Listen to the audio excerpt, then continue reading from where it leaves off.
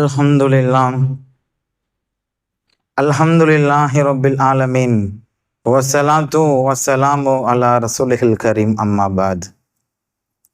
அல்லாஹுடைய அன்பும் மேலான கருணையும் நம் எல்லோருக்கும் வந்து சேரட்டுமாக.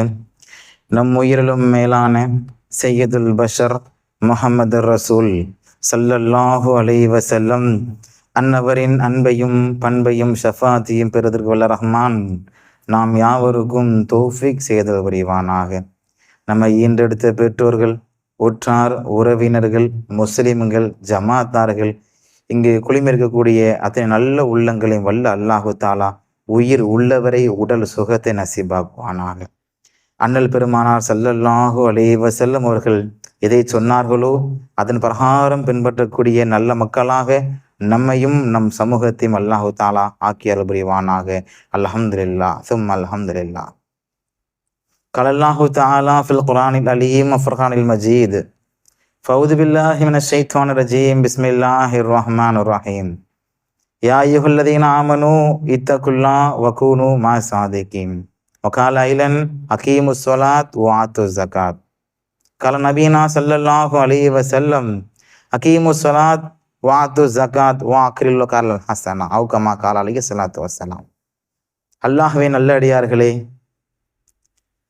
அண்ணல் பெருமானார் ஸல்லல்லாஹு அலைஹி வஸல்லம் அன்னவருடைய உம்மத்திலே நம்ம எல்லாம் ஒன்று சங்கமித்து நல்ல பாதையிலே வடிவமைத்து அல்லாஹ்விற்காக எல்லா விதமான காரியங்கள் செய்வதற்கு வல்ல அல்லாஹ் நசீபாக்கியிருக்கின்றான். அல்ஹம்துலில்லாஹ். எத்தனையோ நபிமார்கள் எல்லாம் அண்ணல் பெருமானார் ஸல்லல்லாஹு அலைஹி வஸல்லம் அன்னவருடைய உம்மத்திற்கு வருவதற்காக ஆசைப்பட்டார்கள், ஏங்கினார்கள், தேடினார்கள். ரொம்ப ஒரு அடிமையாக கூட வர வேண்டும் என்று அண்ணல் பெருமானாருடைய உம்மத்திற்காக ஆசைப்பட்டார்கள். ஆனால் அல்லாஹு தாலா மூசா அலைஹிஸ்ஸலாம் உட்பட தடுத்து விட்டான். காரணம் என்ன? இந்த உம்மத்தே முஹம்மதியா, நம்முடைய சமூகத்தில், நம்முடைய சமூகம், நமக்கு கொடுக்கப்பட்ட தலைவர் அண்ணல் பெருமானாருடைய உம்மத் என்பது மிக ஒரு உன்னதமான ஒரு உம்மத், ஒரு பொக்கிஷமான உம்மத். யாருக்கும் கிடைக்காத பாக்கியம் நமக்கு அல்லாஹ் கொடுத்திருக்கின்றான். அதுக்கு நாம் கடுமையான முறையில் சுக்குர் செய்ய வேண்டும். இரவு முழுக்க வணங்கினாலும் சரிதான், மௌத்து வரைக்கும் சஜிதாவுடன் இருந்தாலும் சரிதான், ஒருபோது மீறாகாது.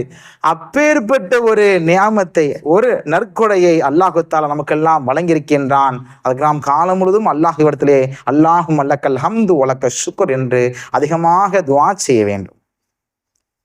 இன்றைய சமுதாயத்தினுடைய நிலைமை, இன்றைய சமுதாயம் எந்த அளவுக்கு சீர்கெடுத்து கொண்டிருக்கிறது, இன்றைய சமுதாயம் யாரிடத்திலே இருக்கிறது, சமுதாயத்தின் நிலைமையில் நம்முடைய இஸ்லாமியுடைய இளைஞர்கள் எப்படி வழி தவறி கொண்டிருக்கின்றார்கள், அவர்களை சரி செய்வது யாரு, அவர்களுடைய வாழ்க்கை தீர்மானிப்பது யார்? இன்று காலத்தின் கட்டாயம், சமூகத்தினுடைய தேவை, பல இளைஞர்கள் பல நல்ல முறையிலே சமுதாயத்திற்கு சீர் கொடுக்க வேண்டும், சமுதாயத்தை நல்ல முறையிலே சீர்திருத்துவதற்காக நாம் எல்லாம் உருவாக்கக்கூடிய கடமையிலே இருக்கிறோம். ஒவ்வொரு நாட்களும் ஒவ்வொரு பொழுதும் கழியும் போதெல்லாம் இஸ்லாமிய சமூகத்தை குறிவைத்து இஸ்லாமியனுடைய மக்கள் எல்லாம் அவர்கள் எந்தெந்த அளவெல்லாம் நோகடிக்க முடியுமோ அந்த அளவுக்கு சட்டத்தை கொண்டு வந்து கொண்டே இருக்கிறார்கள். நாமும் என்ன செய்கின்றோம்? போராடி கொண்டே இருக்கிறோம். ஆனால் தீர்வு என்பது இல்லாமலே ஆகிவிட்டது. இன்றைக்கு வக்ஃபினுடைய சட்டங்களை பார்ப்போமே, ஆனால் இடைக்கால உத்தரவு என்று பிறப்பிக்கப்பட்டது. இடைக்கால உத்தரவு என்பது கொஞ்ச நாளுக்கு என்ன செய்யப்படாத உத்தரவை நீக்கிறாங்க. திரும்ப முடிஞ்சா என்ன செய்யலாம்? அந்த மறு அறிவிப்பை திரும்ப பரிசீலனை பண்ணி அந்த சட்டத்தை திரும்ப கொண்டு வருவதற்கும் வாய்ப்பாக இருக்கின்றது. நிரந்தர தீர்வு என்பது இல்லை. என்ன காரணம்? இஸ்லாமிய இளைஞர்கள் நல்ல சமுதாயத்திலே ஒரு அந்தஸ்தில் இல்லை, சமுதாயத்திலே ஒரு நல்ல போஸ்டிங்கில இல்லை, நல்ல ஒரு படிப்பினைகளே இல்லை. அதனால்தான் இன்று என்ன செய்யப்படுகின்றது? சமுதாயத்தினுடைய நிலைமை ரொம்ப சீர்குலைந்திருக்கின்றது. அப்ப வழி எங்கே சென்று கொண்டிருக்கிறது? இளைஞர்கள் எங்கே செல்லுகிறார்கள்? இளைஞர்கள் நிலைமை எப்படி போய்கொண்டு பார்ப்போமே, ஆனால் சமுதாயத்திலே இளைஞர் நம்முடைய இஸ்லாமியர்களுடைய இளைஞர்கள் எல்லாம் இன்று உளவுத்துறையுடைய அடிப்படையில கிட்டத்தட்ட 22% என்ன செய்யறாங்க? அவங்க போதையில என்ன செய்யறாங்க? அடிபட்டு போய் இருக்கிறாங்க, போதையில மூழ்கி போய் இருக்கிறார்கள். இதெல்லாம் சரி செய்வது எப்படி? இஸ்லாமிய மார்க்கம், இஸ்லாமியுடைய ஷரியத் சட்டம், நம்முடைய அழகான இந்த மார்க்கம், அண்ணல் பெருமானா ஸல்லல்லாஹு அலைஹி வஸல்லம் சொன்ன வார்த்தை குல்லு முஸ்கிரின் ஹராமுன். இந்த உலகத்திலே போதை தரக்கூடிய எதுவாக இருந்தாலும் ஹராம் தான்.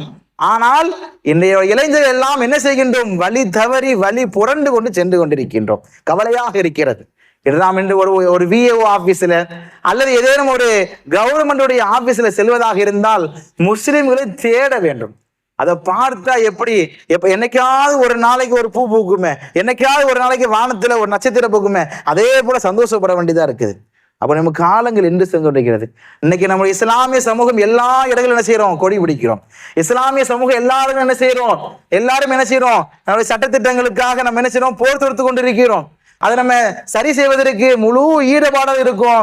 ஆனா வேற ஏதாவது சமுதாயம் இதே போல் கொடி பிடிக்கிறதா? வேறு ஏதேனும் சமுதாயம் இதே போல என்ன செய்கிறார்கள்? அவர்கள் போர் தொடுக்கிறார்கள் பார்ப்போமே. ஆனால் ஒருபோதும் இல்லை. காரணம் என்ன? அவர்கள் அந்த சமுதாயத்தில் இருக்கக்கூடிய ஒவ்வொரு மக்களுமே ஒவ்வொரு போஸ்டிங்கில் இருக்கிறார்கள். ஒவ்வொரு மக்களும் என்ன செய்கிறார்கள்? கவர்மெண்டுடைய, அரசனுடைய அந்த அங்கீகாரம் பெற்றோடைய அலுவலகத்திலே ஒவ்வொரு மக்களுமே பணி செய்கின்றார்கள். ஆனால் நம்முடைய சமுதாயம் ஒருபோதும் இல்லை. கவலையாக இருக்கின்றது. என்று எங்க போனாலும் கரப்ஷன், ஊழல். ஊழல் இல்லாத உலகமே கிடையாது. அது எதுவாக இருந்தாலும் சரிதான், எந்த நிலைமையிலே போனாலும் சரிதான். ஒரு சின்ன டெத் சர்டிபிகேட் தான் இன்னைக்கு கரப்ஷன். ஏன்னா அந்த அளவுக்கு மோசமான நிலைமை போய் கொண்டிருக்கின்றது. ஆனால் நம்முடைய மார்க்கம் தெரிந்த, நம்முடைய இஸ்லாமிய ஷரியத் தெரிந்த ஒரு இளைஞர் ஒரு ஆபீஸில் உட்கார்ந்திருந்தால், ஒரு அலுவலகத்தில் உட்கார்ந்திருந்தால் அவர் எப்படி லஞ்சம் வாங்குவார்? சற்று சிந்தித்து பார்க்க வேண்டாமா? ஆனால் நம்முடைய பெற்றோருடைய கடமை எப்படி ஆகிவிட்டது தெரியுமா? இளைஞர்களை வளர்க்க வேண்டும், அவங்க டிகிரி கொடுக்க வேண்டும், பயணத்துக்கு அனுப்ப வேண்டும். இதுதான் அவருடைய இலக்காக, நோக்கமாக இருக்கிறது. இதுவெல்லாம் வெற்றி அல்ல. சமுதாயம் நம்மளை எல்லாம் தள்ளப்பட்டு கொண்டிருக்கிறது. இதுல இன்னைக்கு முஸ்லிம்களுக்கு மோஸ்ட் பேக்வர்ட் கிளாஸ் எம்பிசின்னு போட்டிருக்காங்க. பேக்வர்ட் கிளாஸ்ல இருந்து இன்னைக்கு என்ன இருக்கு? Most backward class. அப்படியே கொஞ்சம் பின்னாடி போயிருக்கு. நம்ம எல்லாம் சிறுபான்மையர்களா? நம்ம எல்லாம் பிற்படுத்தக்கூடிய மக்களா? நாம் தான் உலகத்திலே சிறந்த சமுதாயம். இஸ்லாமிய சமூகம் தான். சுத்தத்திலாகட்டும், மனதிலாகட்டும், கொடுக்கக்கூடிய விஷயங்களாகட்டும், எதுவாக இருந்தாலும் இஸ்லாமியத்தினுடைய ஒவ்வொரு மக்களும் எப்படிப்பட்ட மக்கள்? சிறந்த மேன்மை மிக்க, அப்படியே அரிதான மக்கள் எல்லாம் நாம் எல்லாம் இருக்கின்றோம். ஆனால் இன்று நாம் உலகத்திலே போற்றப்படக்கூடிய வகுப்பு என்னவென்றால் எம்பிசி, மோஸ்ட் பேக்வர்ட் கிளாஸ். இந்த அங்கீகாரம் யார் கொடுத்தார்கள்? நாம் நமக்கே எடுத்துக்கொண்டோம், நாம் நமக்கே சூட்டி கொண்டோம். நாம் தரக்கூடிய அந்த அலுவலகத்தில் சரியான முறையிலே ஒரு IAS, ஒரு IFS, ஒரு இப்படி இருக்கக்கூடிய அந்த போஸ்டிங்ல யாரேனும் ஒரு முஸ்லிம்கள் அமர்ந்தோமே ஆனால் இந்த மோஸ்ட் பேக்வர்ட் கிளாஸ் எப்படி நமக்கு பறைசாற்றப்பட்டிருக்கும்? அந்த அங்கீகாரமே இல்லாமல் ஆகிவிட்டது. இன்னைக்கு எத்தனை மாவட்டத்தில் நம்முடைய டெப்டி கலெக்டராக முஸ்லிம்கள் இருக்கிறார்கள். எத்தனுடைய தூதரகத்திலே IFS ஆக இருக்கிறார்கள். எத்தனை மாவட்டத்திலே கமிஷனராக இருக்கிறார்கள். எத்தனை மாவட்டத்திலே RDO இருக்கிறார்கள். இல்லை. ஆனால் நாம் என்ன செய்கின்றோம்? இருக்கக்கூடிய மக்களுக்கு பொன்னாடை போட்டுவிட்டு அவர்களுடன் சேர்ந்து செல்ஃபி எடுக்கிறோம். கவலை கொள்ள வேண்டாமா? நம்ம சமுதாயத்தை எங்கே கொண்டு போய் கொண்டிருக்கிறது? நம் சமுதாயம் எங்கே சொல்லுகின்றது? ஒவ்வொருடைய பெற்றோரும் கவனத்தில் கொள்ளுங்கள். ஒவ்வொருடைய பேரண்ட்ஸும் கவனத்தில் கொள்ளுங்கள். நம்முடைய வரக்கூடிய இளைஞர்கள் எப்படி உருவாக்க வேண்டும்? அவர்கள் 10th ஆகட்டும், +2 ஆகட்டும், அல்லது ஏதும் டிகிரி போட்டாலும் பரவாயில்லை. ஆனால் அவர்களுக்கு சாதாரணமான ஒரு பேசிக்கான ஒரு கவர்மெண்ட் எக்ஸாம் எடுத்துக்க நாம் என்ன செய்ய வேண்டும்? முற்படுத்த வேண்டும். இல்லை என்றால் இன்னும் கொஞ்சம் காலம் போய்விட்டால் நம்மளை காணாமலே ஆக்கிவிடுவார்கள். காணாமலே போக்கிவிடுவோம். இந்த உலகத்தின் தலைவர் யார்? அண்ணல் பெருமானார். மறு உலகத்தின் தலைவர் யார்? அண்ணல் பெருமானார். இந்த உலகத்திற்கு சுபோச்சோதனம் சொல்லப்பட்ட தலைவர் யார்? அண்ணல் பெருமானார். அப்பேற்பட்ட உம்மத்தில் எல்லாம் நாம் இருந்து கொண்டு எங்கே இருக்கின்றோம்? காணாமலே ஆகியிருக்கிறோமே. கவலை கொள்ள வேண்டாமா? உள்ளங்கள் எல்லாம் யோசிக்க வேண்டாமா? ஒவ்வொரு பெற்றோர்களும் யோசிக்க வேண்டும். கட்டாயமாக நமது பிள்ளைகளுக்கு எப்படி அழகான போதனைகளை சொல்லி தருகிறோமோ, எப்படி அழகான ஒரு படிப்புகளை சொல்லி தருகிறோமோ, அதே போல் ஒவ்வொரு மக்களும் என்ன செய்யணும்? கட்டாயமாக ஒவ்வொரு கவர்மெண்ட் எக்ஸாம் எழுதணும். எல்லாரும் நியத்து வைங்க. உங்களுடைய பேரண்ட்ஸை சொல்லுங்க. அவங்க என்ன நாளும் படிக்கட்டும்.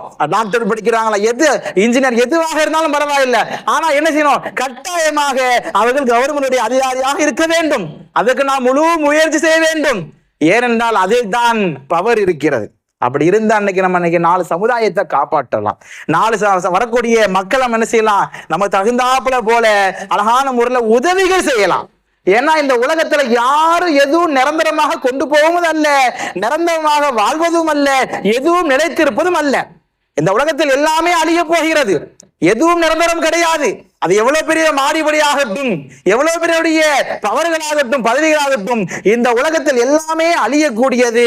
ஆனால் அழியாத ஒரே ஒரு விஷயம் எதுவென்றால் நாம் செய்யக்கூடிய நல்ல காரியங்கள், நாம் செய்யக்கூடிய தான தர்மமான காரியங்கள், நாம் செய்யக்கூடிய உதவியான காரியங்கள். இதை நாம் செய்துவிட்டால் நம் மரணத்திற்கு பின்பு என்ன செய்யப்படும், இது நமக்கு உதவி செய்யப்படும். அதனால் ஒவ்வொரு மக்களும் என்ன செய்ய வேண்டும், கட்டாயமாக உங்களுடைய ஒவ்வொரு பிள்ளைகளை வார்த்தெடுங்கள், வளர்த்தெடுங்கள். கட்டாயமாக அல்லாஹு தஆலா என்ன செய்வான், அல்லாஹ்வுடைய உதவியோடு இருந்து சமுதாயத்திற்கு நல்ல மனிதராக மாறுவார். இரண்டாவதான விஷயம், இந்த சமுதாயத்தில் எத்தனை மக்களுக்கு மார்க்கம் தெரிந்த, மார்க்கம் போதனையான கல்விகள் இருக்கிறது. இந்த சமுதாயத்தில் எத்தனையோ மக்கள் குர்ஆன் ஓத தெரியவில்லை, எத்தனையோ மக்களுக்கு ஷரியத்துடைய சட்டங்கள் தெரியவில்லை. அவர்கள் அந்த சட்டம் சொன்னால் அப்படியே பின்னாடி போய்விடுறது, இவர்கள் இந்த சட்டம் சொன்னால் அப்படியே அவர்களுடைய பின்னாடி போகிறது. ஆனால் இஸ்லாமிய மார்க்கத்தை, ஷரியத்துடைய மார்க்கத்தை என்ன செய்கிறோம், துண்டு துண்டாக கூறு போட்டு கொண்டு வாழ்ந்து கொண்டிருக்கின்றோம். நமக்குள்ளே நாமளே சண்டை, ஒற்றுமை இல்லை. ஒரு பக்கம் இன்னொரு குரூப்னா இன்னொரு பக்கம் இன்னொரு டீம், இப்படியே பிரிந்து சென்று கொண்டிருக்கின்றோமே. ஆனால் நம்முடைய மார்க்கத்தை சரியாக நாம் என்ன செய்யவில்லை, புரியவில்லை, மார்க்கத்தை சரியான முறையில் அறியவில்லை. அப்படி அறிந்திருந்தால் ஒழுக்கம் உள்ள சீடராக மாறி இருப்போம். இந்த இளைஞர்களை பார்ப்போமே ஆனால் கவலையாக இருக்கின்றது. எல்லா இடங்களிலும் என்ன செய்கிறார்கள், மொபைலுடைய போனை யூஸ் பண்ணி கொண்டிருக்கின்றார்கள். அவருடைய சமூக வலைதளங்களை தேவையில்லாத நேரங்களை கழித்துக் கொண்டிருக்கின்றார்கள், போதையிலே அடிமையாகி கொண்டிருக்கின்றார்கள். இந்த சமுதாயத்தை பெருமானார் பிரியப்பட்டார்களா, இந்த சமுதாயத்தை தான் உருவாக வேண்டும் என்று அண்ணல் ஆசைப்பட்டார்களா? அண்ணல் பெருமானார் சொன்ன வார்த்தை, மக்காவிலே 13 ஆண்டுகள் சீர்குலைந்ததை என்ன செய்தார்கள், சீர் செய்தார்கள். அந்த சீர்குலைந்த எல்லா விஷயங்களையும் என்ன செய்தார்கள் அண்ணல் பெருமானார், அதை அப்படியே முறைப்படுத்தினாங்க. கடைசி 10 வருஷம் மதீனாவுல அந்த நல்ல விஷயங்கள் என்ன செய்யறாங்க, மக்களுக்கு பதிவேட்டுல கொண்டு வந்தாங்க. அப்ப வாழக்கூடிய காலங்கள் நாம் என்ன செய்ய வேண்டும். இன்றைய இளைஞர்கள் மிகவும் கவலையாக இருக்கின்றது. ரோட்டோரங்களிலே, வீட்டோரங்களில் என்ன செய்கின்றார்கள், தொழுகைக்கு பாங்கு ஓசை கேட்ட பின்பும், தொழுகையுடைய குர்ஆன் ஓதப்பட்ட பின்பும் என்ன செய்கின்றார்கள், மொபைலில உட்கார்ந்து நேரங்களை வீணடித்துக் கொண்டிருக்கின்றார்கள். கவலை கொள்ள வேண்டாம், அவர்கள் யார் பிள்ளைகள், நம்மளுடைய பிள்ளைகள் அல்லவா, நம்முடைய சகோதரர்கள் அல்லவா, அதெல்லாம் யோசிக்க வேண்டாமா? இப்படி சமுதாயம் பின்தங்கி கொண்டே போனால் வரக்கூடிய சமுதாயத்தை யார் தாங்கி பிடிப்பார்கள்? இன்னைக்கு பார்க்கிறோம், இன்னைக்கு ஏதாவது ஒரு புதுசா ஒரு படம் ரிலீஸ் ஆயிட்டா போதும், அங்க இருந்து முஸ்லிமுக்கு நினைச்சாங்க பேட்டி கொடுக்குறாங்க. நம்ம எல்லாம் வெக்கம் கொள்ள வேண்டாமா, கேவலப்பட வேண்டாமா, கேவலமாக நினைக்க வேண்டாமா? அதெல்லாம் அல்லாஹ் ரசூல் சொல்லி தந்த வழியா, அண்ணல் பெருமானார் போதிச்ச வழியா? ஒருபோதும் இல்லையே. ஆனால் என்ன செய்கின்றோம், முதல் ஷோல ஃபர்ஸ்ட் ஷோ உட்கார்ந்துருக்கோம். யாரு பார்த்தோம்னா முஸ்லிமுடைய இளைஞர்கள். இதெல்லாம் யார் போதித்த மார்க்கம், இதெல்லாம் யார் சொல்லி தந்தார்கள்? அப்படியே பின்பற்றி பின்பற்றி அவர்களுடைய வாழ்க்கை காணாமல் போகின்றது. ஒவ்வொரு பேரண்ட்ஸ் என்ன செய்யுங்கள், ஒவ்வொரு உள்ளங்களை யோசித்து பாருங்கள். இந்த இளைஞர்கள் எங்கே சென்று கொண்டிருக்கின்றார்கள், அவருடைய படிப்பு எங்கே சென்று கொண்டிருக்கின்றது, அவருடைய வாழ்க்கை எங்கே சென்று கொண்டிருக்கிறது? ஐவேளை சரியான முறையில் தொழுகிறார்களா, குர்ஆன் ஓதுகிறார்களா, இபாதத் செய்கிறார்களா, அல்லாஹ்வுடைய போதனைகள் தெரிந்திருக்கின்றதா, இஸ்லாத்தினுடைய 5 கடமைகள் தெரிந்திருக்கிறதா? கவலை கொள்ள வேண்டாமா? நாம் எல்லாம் யோசிக்க வேண்டாமா? வரக்கூடிய சமுதாயத்தை நல்ல முறையில் இஸ்லாமிய ஷரியத்தின் சட்டப்பிரகாரம் வளர்த்து இந்த தீனுடைய சம்பந்தமான கல்விகள் எல்லாம் அவர்கள் நற்போதனை கொடுத்து விட்டு அழகான ஒரு கவர்மெண்ட் பதவியை வைத்து விட்டால் இந்த உலகத்திற்கு, சமுதாயத்திற்கு நல்ல மனிதராக வாழ்வார் இன்ஷா அல்லாஹ். அடுத்து 3ஆவதாக இன்றைய பெண்களின் நிலைமை. இன்று பெண்களுடைய நிலைமை எப்படி இருக்கிறது? இப்ப சமுதாயத்தில் நாம் இன்னைக்கு பார்க்கிறோம், இன்னைக்கு சமூக வலைதளங்களை பார்த்தோம்னா ரொம்ப மோசமான காட்சிகள், மோசமான செய்திகள் பார்க்கும் பொழுதே கவலையாக இருக்கிறது. வேறு ஒருவரும் வேறு நபர் சென்று கொண்டிருக்கின்றார்கள். இதெல்லாம் நம்முடைய கவலை. கிட்டத்தட்ட அந்த பெற்றோர்கள் 20 ஆண்டுகளாக பிள்ளைகளை வளர்த்தெடுத்து நல்ல கல்விகளை கொடுத்து கடைசியில் பார்த்தால் வேறு ஏதோ சமூகத்தில் ஈடுபடுகின்றார்களே. இதெல்லாம் நம்முடைய மார்க்கம் சொல்லி கொடுத்ததா, நம்முடைய இஸ்லாம் சொல்லி கொடுத்ததா? ஒருபோதும் இல்லையே. இன்னைக்கு நம்ம பார்க்கிறோம், இன்னைக்கு அவ்வளோ மோசமான செய்திகளெல்லாம் வாட்ஸ்அப்ல பார்க்கிறோம், சமூக தலைவர்களை பார்க்கிறோம். கவலையாக இருக்கிறது. இதெல்லாம் சரி செய்ய வேண்டும். இந்த சரி செய்வதற்கு நாம் என்ன செய்ய வேண்டும்? ஆரம்பத்தில் அண்ணல் பெருமானார் சொன்ன வார்த்தை தான் அன்னை ஃபாத்திமா ரலியல்லாஹு அன்ஹா அவர்கள். இந்த சமுதாயத்தில் ஒரு பெண்மணி எப்படி இருக்க வேண்டும் என்று தெரியுமா? இந்த சமுதாயத்தில் ஒரு பெண்மணி எப்படி இருக்க வேண்டும் என்று தெரியுமா? அன்னை ஹதீஜா ரலியல்லாஹு அன்ஹா அவர்கள் மௌத்துடைய நேரத்திலே அண்ணல் பெருமானாரை பார்ப்பதற்காக யோசிக்கின்றார்கள், பார்ப்பதற்காக ஏங்குகின்றார்கள். அப்பொழுது 60 அடி தூரம் அண்ணல் பெருமானார் நடந்து வருவது ஓசையை கேட்டு அதனுடைய அந்த கஸ்தூருடைய வாடையை நுகர்ந்து அன்னை ஹதீஜா ரலியல்லாஹு அன்ஹா அவர்கள் எழுந்து நிற்க வேண்டும் என்று அவர்கள் நினைக்கிறார்கள். ஆனால் எழுந்திருக்க முடியவில்லை. தள்ளாடும் வயது, அவருடைய முடியாமல் இருக்கின்றார்கள். மௌத்துடைய நேரம், சக்கராத்துடைய நேரம்.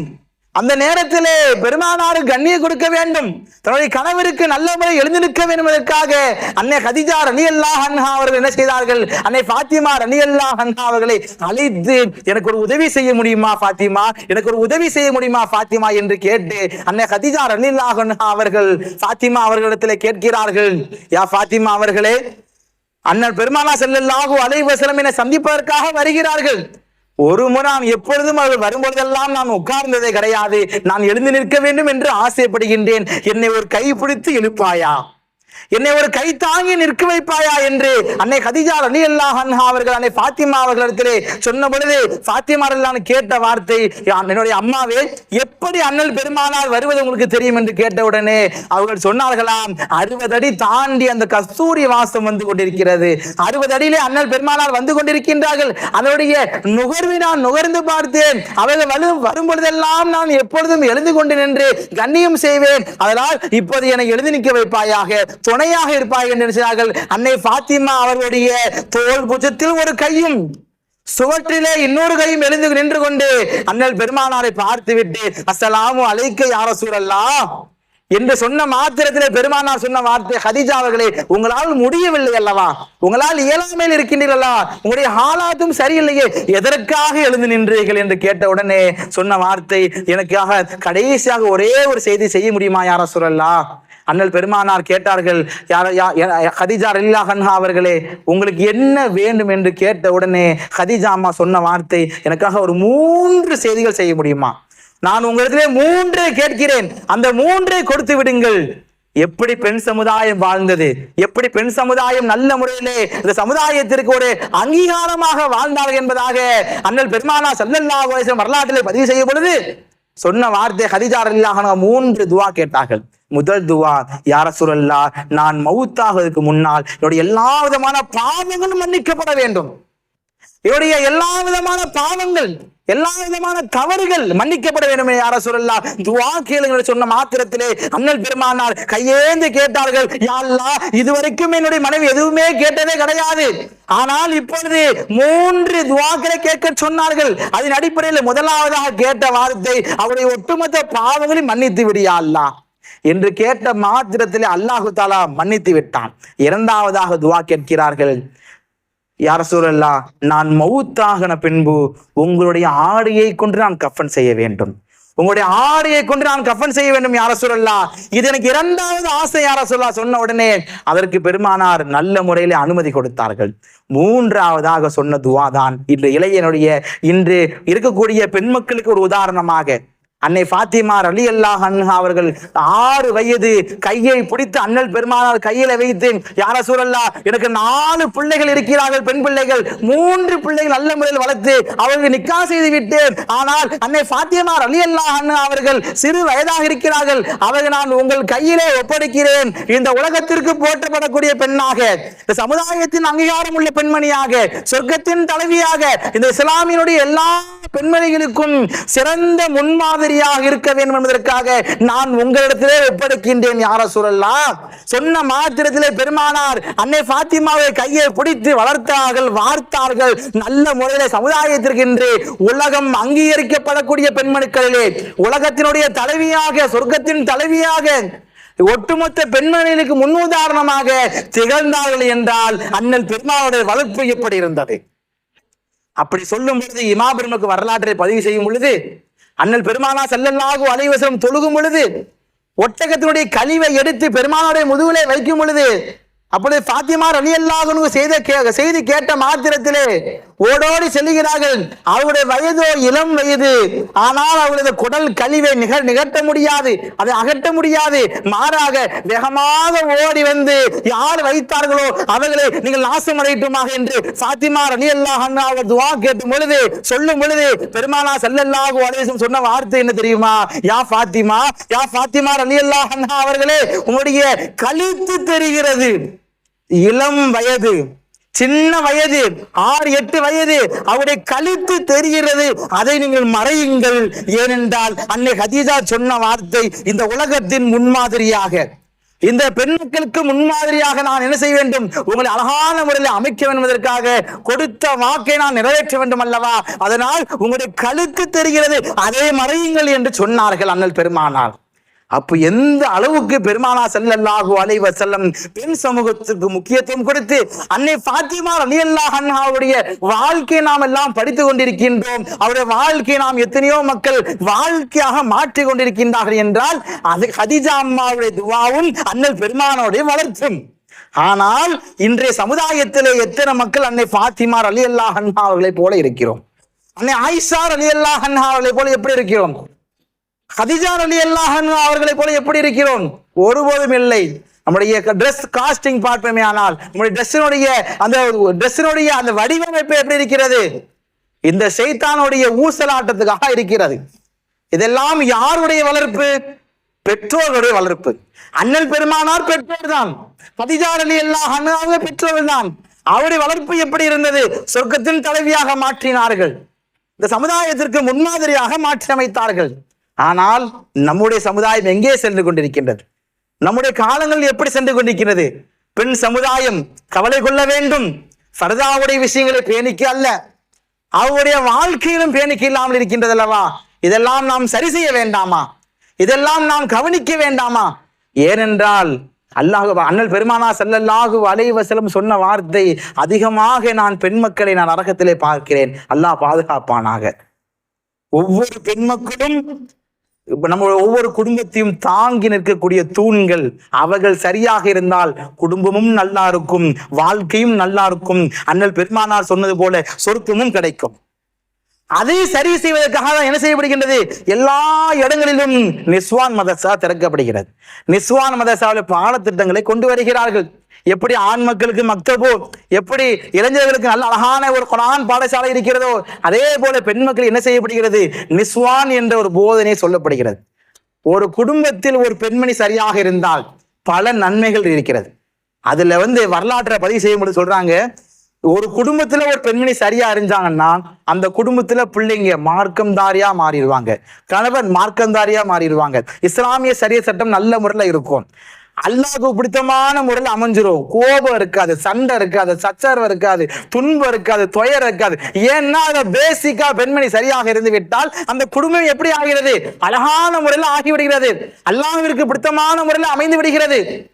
இதுதான் என்ன செய்யப்படுகிறது? ஒவ்வொருடைய கல்வியிலும் புகட்டப்படுகிறது. அவரிடத்துல சிலபஸ் அதிகமாக கொடுப்பதை விட வாழ்க்கையினுடைய போதனைகள் தான் நாம் அதிகமாக கொடுக்கிறோம். நம்முடைய நெய்வாசில இருக்கக்கூடிய நிஸ்வான் மதரசாவில் கிட்டத்தட்ட 100க்கும் மேற்பட்ட பெண் மக்கள் படிக்கிறார்கள். அல்லாஹ்வுடைய வேலை, அல்லாஹ் நமக்கு கொடுத்த பாக்கியம், நம்மளை கொண்டு அல்லாஹ் வேலை வாங்கும் பொழுது கிட்டத்தட்ட அத்தனை பெண் மக்களுமே சொல்லக்கூடிய வார்த்தை, நாங்கள் இதற்கு முன்னால் எப்படியோ இருந்தோம், இப்படியெல்லாம் கல்விகள் தெரியாமல் இருந்து விட்டோம், நாங்கள் இனிமேல் நல்ல முறையில வாழ்வோம் என்று, அல்லாஹ்விற்கு பிடித்தமான முறையில வாழ்வோம் என்று அவர்களுக்குள்ளே மாற்றிக்கொள்கிறார்கள். இதுதான் தீன், இதுதான் அவருடைய மாற்றத்தை அல்லாஹ் என்ன செய்கிறான்? நாடுகிறான். அல்லாஹ் சொல்லுகிறான் அல்லவா, யார் ஒருவருக்கு நான் ஹிதாயத்தை நாடுகிறேனோ, யாருக்கு நான் நேர்வழி கொடுக்க ஆசைப்படுகின்றேனோ அவருக்கு என்ன செய்வேன்? நல்ல ஒரு முர்ஷிதா, நல்ல ஒரு பாடத்திட்டங்களை கொண்டு என்ன செய்வோம்? அவை நல்ல முறையிலே வழி கொண்டு வருவோம், அவர்கள் நேர்வழியும் கொடுப்போம் என்று அல்லாஹ் பறைசாட்டுகின்றான். அப்படியானால் இன்று எத்தனையோ பெண் மக்கள் சண்டை சச்சரவோடு மதரசாவுக்கு வருகிறார்கள், ஆனால் செல்லும் பொழுது சந்தோஷமாக ஒற்றுமையுடன் போகிறார்கள். மருமகள், மாமியார் என்று பலவிதமான சண்டை சச்சரவுகள் இருக்கிறது. இதெல்லாம் அழகான முறையில் சந்தோஷமாக மதரசாவிற்கு வரும் பொழுது மகள் அம்மாவாக மாறிவிடுகிறார்கள். என்ன காரணம்? நாம் சொல்லிக் கொடுக்கக்கூடிய போதனை அல்ல, அண்ணல் பெருமானுடைய போதனை, ஃபாத்திமா ரலியல்லாஹு அன்ஹாவுடைய போதனை. ஆயிஷா ரலியல்லாஹு அன்ஹா அவருடைய போதனை கற்பிக்கப்படும் பொழுது அதை அவர்கள் செவியுற்று நல்ல முறை வாழ்க்கை அழகாக மாற்றுகிறார்கள். இந்த பாடத்திட்டை தான் இன்னைக்கு பல ஊர்களை என்ன செய்யப்படுகிறது, அழகான முறையில கொண்டு வந்து கொண்டிருக்கின்றார்கள். ஆனால் நல்ல முறையிலே தீன்தாரியான முறையில் வாழ்ந்து கொண்டிருக்கின்றார்கள். அதனால் ஒவ்வொரு குடும்பத்தில் உள்ள ஆண் மக்கள், ஒவ்வொரு குடும்பத்தினுடைய கணவன்மார்கள், தந்தையமாக என்ன செய்ய வேண்டும், உங்களுடைய குடும்பத்தினுடைய பெண் மக்களை கட்டாயமாக ஒரு மணி நேரமாக என்ன செய்ய வேண்டும், மதரசாவிற்கு அனுப்பி வைக்க வேண்டும். அப்படி அனுப்பி வைத்தால் சண்டை சச்சரவு கட்டாயமாக வராது இன்ஷா அல்லாஹ். எந்த ஒரு தலாக் டிவோர்ஸும் வராது. இன்னைக்கு சமுதாயத்துல பார்க்க இன்னைக்கு எங்க பார்த்தாலும் டிவோர்ஸ், எங்க பார்த்தாலும் தலாக், எங்க பார்த்தாலும் மனமுறிவு. என்ன சண்டை, ஒரு சண்டையுமே கிடையாது. ஒரு அண்டர்ஸ்டாண்டிங் சரியா இல்ல, ஒரு கம்யூனிகேஷன் சரியா இல்ல. எல்லா பக்கம் கோர்ட்ல எல்லா பக்கம் பார்த்தேன்னா கிட்டத்தட்ட ஒரு நாளைக்கு அவ்வளோ கேஸ் வருது. அதுவும் இஸ்லாமிய மார்க்கத்துல இப்படி நடக்குதுன்னா நம்ம தான் என்ன செய்யணும், தலையை கீழே குனிஞ்சு போட்டு கவலையாக இருக்கணும். நம்ம தான் வெட்கப்படணும். ஏன்னா அண்ணல் பெருமானார் சொல்லி தந்த போதனை எப்படிப்பட்ட போதனை, அவருடைய வாழ்க்கை எப்படிப்பட்ட வாழ்க்கை, அதெல்லாம் படித்து விட்டு நாம் எல்லாம் கோர்ட்டிலே டிவோர்ஸுக்காக நிற்கிறோமே, வெட்கம் கொள்ள வேண்டாமா? நம்முடைய உள்ளத்தில் நாம் திட்ட வேண்டாமா? யோசிக்க வேண்டாமா? இதற்காக தான் ஒட்டுமொத்த குடும்பத்தை கொண்டு நிக்கா செய்து வைத்தார்களா? ஒட்டுமொத்த குடும்பமும் ஊர்களும் சேர்ந்து அழகான முறையில் நிக்கா சுன்னத்தான முறை நடத்தி வைத்தார்களா? திருமணமாகி 1 ஆண்டுகள், திருமணமாகி 2 ஆண்டுகள், திருமணமாகி 40 நாட்கள் வந்து பார்த்தால் சண்டை சச்சரவு. என்ன காரணம்? ஒரு இஸ்லாமிய மார்க்கம் தெரியவில்லை, இஸ்லாத்தினுடைய ஷரியத்துடைய சட்டங்கள் தெரியவில்லை. அதனாலதான் என்ன செய்யறோம், இன்னைக்கு நோட்டா பேப்பர் கோர்ட்டுக்கு அங்க இங்க சென்று கொண்டிருக்கிறோம். கவலை கொள்ள வேண்டாமா? நம்முடைய உள்ளங்களை யோசிக்க வேண்டாமா? எந்த அளவுக்கு அழகான முறையிலே கண்குளிர்ச்சியான முறையிலே நிக்கா செய்து வைத்தோம், அதே போல் வாழ வேண்டாமா? குடும்பத்திலே சண்டை சச்சரவு இருக்கத்தான் செய்யும், துன்பங்கள் இருக்கத்தான் செய்யும், துயரங்கள் இருக்கத்தான் செய்யும், கவலைகள் இருக்கத்தான் செய்யும். எல்லாத்தையும் அனுசரிச்சு போக வேண்டும். அண்ணல் பெருமானார் அனுபவிக்காத துன்பமா, சஹாபாக்கள் அனுபவிக்காத துன்பமா? நாம் எல்லாம் என்ன துன்பத்தை அனுபவித்து விட்டோம்? யோசிக்க வேண்டாமா? தாயிஃபிலே அண்ணல் பெருமானார் கல்லை கொண்டு அடிக்கப்பட்டு பல்கள் எல்லாம் உடைந்து ரத்தமாக சிந்தியதே. சஹாபாக்கள் எல்லாம் ஈட்டியால் அவர்கள் மாய்ந்தார்களே, அதை விடமா கஷ்டப்படுகிறோம் நாம் எல்லாம்? அதெல்லாம் நாம் கஷ்டப்பட்டு நம்முடைய குடும்பத்தை மனமுறிவு கொண்டு வருகிறோம். கவலை கொள்ள வேண்டாமா? அல்லாஹ்வுடைய அரிசி நடுக்குகிறது, அல்லாஹ் கோபிச்சு பார்க்கிறான், அல்லாஹ் சபிக்கிறான். யாரை திரும்ப சபிக்கிறான்? யார் தேவையில்லாமல் மனமுறிவு ஏற்படுகிறார்களோ அவர்களை அல்லாஹ் கட்டாயமாக சபிக்கிறான். அல்லாஹ் நம்ம குடும்பத்தை எல்லாம் பாதுகாக்க வேண்டும். ஏனென்றால் அது மிக ஒரு துயரமான ஒரு சம்பவம். எல்லோருடைய குடும்பத்திலையும் சொல்லுங்கள், உங்களுடைய குடும்பத்துல சண்டை சச்சரவு இருக்குதா?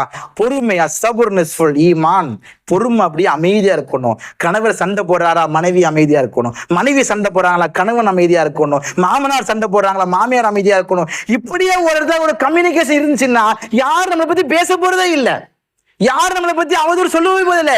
என்னைக்கா இருந்தாலும் 2 நபர்களுக்கு உள்ள பிரச்சனை என்ன செய்யணும், அவங்களே முடிச்சு வச்சுக்கணும். 3வது ஒரு மனுஷட்ட போகும் பொழுதுதான் அந்த சண்டை எப்படியாவது அப்படியே பெருசா ஆகிறது.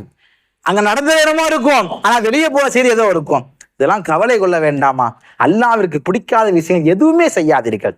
ஏனென்றால் இந்த உலகத்துல யாரும் நிரந்தரமாக இருக்க போவதுமல்ல, வாழ்வதும் அல்ல, எதுவும் நிரந்தரம் அல்ல. ஞாபகம் வைத்துக் கொள்ளுங்கள். வாழக்கூடிய காலங்களிலே உங்கள் குடும்பத்தில் கூடிய ஒவ்வொரு ஆண் மக்களும் என்ன செய்யுங்கள், நம்முடைய மக்தபுக்கு அனுப்புங்கள், குர்ஆன் பாடசாலைக்கு அனுப்புங்கள். அது மட்டுமல்லாமல் இன்றைய JMH அரபிக் கல்லூரி என்ன செய்யப்படுகிறது, நம்மளுடைய இளைஞர்களை வார்த்தெடுக்க வேண்டும், இளைஞர்கள் ஹாஃபிலாக வேண்டும் என்ற ஒரு நல்ல ஒரு நெறியான ஒரு நோக்கத்தின் அடிப்படையில் போன வருடம் ஆரம்பிக்கப்பட்டது. அழகான முறையில் இன்னைக்கு ரைஸ் மில் தெரு பள்ளியாசில் இருந்து 5-6 மாணவர்கள், நம்முடைய பெரிய பிள்ளைல இருந்து ஒரு 12 மாணவர்கள் என்ன செய்யறாங்க, ஹிஃப்ஸ் ஓதுறாங்க, ஹாஃபிலாக ஓதுறாங்க. எவ்வளவு பெரிய பாக்கியம். அவங்க மன்னம் செய்யறாங்க, செய்யாம போறது அதெல்லாம் அப்பாற்பட்ட விஷயம். நீயத்து வச்சாங்களே அதுவே பெரிய பாக்கியம் அல்லவா? குர்ஆன் ஓதுறாங்களே அதுவே பெரிய பாக்கியம் அல்லவா? கொஞ்சம் யோசிச்சு பாருங்க. குடும்பத்துல ஒவ்வொரு மக்களும் ஹாஃபிலா இருந்தா, ஒவ்வொரு ஆளும் இருந்துச்சுன்னா ஏதாவது சண்டை சச்சரவு இருக்குமா?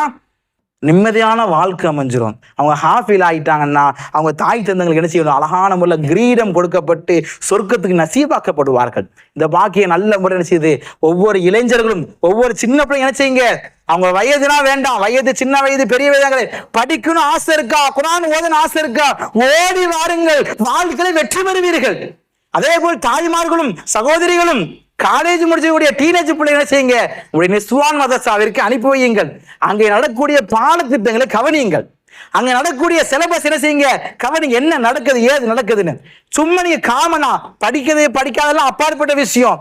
அந்த நேரங்கள் என்ன செய்யுங்க, அல்லாஹ்விற்காக செலவழிச்சு பாருங்கள். அதனுடைய அடிப்படை என்ன செய்யும், அல்லாஹ் தஆலா எல்லா விதமான பாக்கியத்தையும் கொடுத்து விடுகிறான். அதே போல ஹாஃபிலாக்கு என்ன செய்யுங்க, நல்ல முறையில பிள்ளைங்களை அனுப்பிக்கிட்டே இருங்க. உங்களுடைய மாணவர்கள் என்ன செய்யுங்க, உங்களுடைய பிள்ளைங்களை நல்ல முறையில் ஜேமுகச்சுக்கு அனுப்புங்க. அதே போல உங்க அங்கங்க உள்ள பள்ளியில் என்ன செய்யுங்க, யாரெல்லாம் ஓதலையோ எல்லாத்தையும் ஓத அனுப்புங்க. இன்ஷா அல்லாஹ் நல்ல முறையில அவங்க ஓதி ஷரியத்துடைய சட்டத்தை, இஸ்லாத்துடைய சட்டத்தை அவங்க போதிச்சாங்கன்னா நமக்கு மவுத்துக்கு பின்னால் ஒரு 3 விஷயம் வரும். அதுல முதல்ல என்ன, பிள்ளைங்க செய்யக்கூடிய துவா தான். அந்த துவா உங்களுக்கு வேற ஆசை இருந்துச்சுன்னா, ஏன்னா இன்னைக்கு ஒவ்வொரு பேரண்ட்ஸ் என்ன செய்யுங்க, கஷ்டப்பட்டு சிரமப்பட்டு துன்பப்பட்டு என்ன செய்றீங்க, எல்லாரும் உழைக்கிறீங்க. பயணங்கள்ல இருந்து வண்டி தள்ளி எல்லா விதமான காரியங்கள் செய்து உழைக்கிறீங்க. உழைச்சு பணத்தை எல்லாம் வீட்டுக்கு அனுப்புறீங்க. ஆனா பிள்ளைய பார்த்தா ரோட்ல தெரிஞ்சுட்டாயிரும். அப்ப நம்ம எதற்காக சிரமப்படுகிறோம்? நம்ம குடும்பத்தை விட்டு எதற்காக பிரிஞ்சு அவ்வளவு தூரம் கொண்டு சம்பாதிச்சுட்டு இருக்கோம்? யோசிக்க வேண்டாமா? பிள்ளைகளை சரியாக வளருங்கள், பிள்ளைகளை சரியாக வார்த்தெடுங்கள். அப்படி எடுத்தோமே ஆனால் கட்டாயமாக நீங்கள் உழைத்ததற்கு பலன் அளிக்கும். உங்களுக்கு மவுத்துக்கு பின்பு துஆ செய்யக்கூடிய பிள்ளைகளாக மாறுவார்கள் இன்ஷா அல்லாஹ். அதன் அடிப்படையில் உங்களுடைய குடும்பத்தில் கூட எல்லா மக்களும் என்ன செய்யுங்க, மதரசாவிற்கு அனுப்புங்க. கொஞ்ச நேரம், ஒரு அரை மணி நேரம், ஒரு 1/4 மணி நேரம் அல்லது ஒரு 1 மணி நேரம், எவ்வளவு நேரம் முடியுதோ அவ்வளவு நேரத்தை என்ன செய்யுங்க, அல்லாஹ்வுக்காக கொடுங்க. இன்ஷா அல்லாஹ் எப்படி நீரூர் மதரசா உலகமுழுக்கும் எல்லாம் செழித்து வாழியதோ அதே போல் ஒட்டுமொத்த நாட்டுக்கும் நம்முடைய ஊர் ஒரு முன்மாதிரியாக இருக்கும். இன்ஷா அல்லாஹ். அல்லாஹ் தஆலா நாம் செய்யக்கூடிய எல்லா விதமான காரியங்களும் கபூல் செய்வானாக. எந்த நோக்கத்திற்காக யாரெல்லாம் பாடுபடுகின்றார்களோ எல்லா மக்களுக்கும் எல்லா விதமான பாக்கியத்தை அல்லாஹ் தந்த புரிவானாக. கடைசி மூச்சு இருக்கும் வரை, கடைசி ரத்தம் இருக்கும் வரைக்கும் தீனிலே இருந்து, தீனிலே வாழ்ந்து, தீனிலே மரணிக்கக்கூடிய நல்மக்களாக நம்மையும் நம் சமூகத்தையும் அல்லாஹ் தஆலா ஆக்கியல் புரிவானாக. நல்ல துஆவோடு உங்களுடைய துஆவை ஆதரவு வைத்த வண்ணமாக என்னுடைய வார்த்தைகளை நிறைவுபடுத்துகிறேன். அஸ்ஸலாமு அலைக்கும் வரஹ்மத்துல்லாஹி வபரகாத்துஹு.